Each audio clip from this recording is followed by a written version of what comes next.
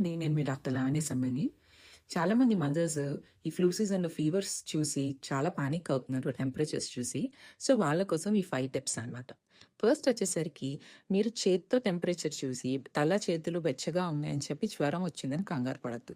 థర్మామీటర్‌తో temperature చూసి ఎంతుందో అని చూసి దాన్ని బట్టి మాత్రమే మీరు ఫీవర్ అని కన్ఫర్మ్ చేయాలి. అండ్ నెక్స్ట్ టెంపరేచర్ 99 కన్నా ఎక్కువ ఉంటేనే మీరు పారాసెటమాల్ అనేది ఇవ్వండి. అది కూడా మీ డాక్టర్ ప్రిస్క్రైబ్ చేసిన డోస్ ప్రకారం ఇవ్వండి. అండ్ థర్డ్ వచ్చేసరికి పారాసెటమాల్ ఇచ్చినా ఫీవర్ తగ్గట్లేదు అంటే కనుక స్పాంజింగ్ చేయండి. అది కూడా గోరువెచ్చని వాటర్‌తో చేయాలి.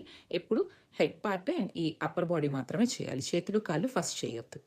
అండ్ ఫోర్త్ వచ్చేసరికి ఫీవర్ వచ్చినప్పుడు పిల్లలు తీసుకునే ఫుడ్ ఇంటేక్ తగ్గుతది. సో, దాన్ని కాంపెన్సేట్ చేయడానికి ఎక్కువగా లిక్విడ్స్, ఫ్రూట్స్ ఏమైనా ఇస్తే గనక బార్లీ, రాగి ఇలాంటి పోరిజెస్ ఇలాంటివి ఎక్కువ ఇవ్వడానికి ట్రై చేయండి. అండ్ ఫిఫ్త్ వచ్చేసరికి పిల్లలని ఫీవర్ ఉన్నప్పుడు బాగా టైట్ క్లోత్స్ కానీ ఎక్కువగా కప్పేయడం మాత్రం చేయొద్దు.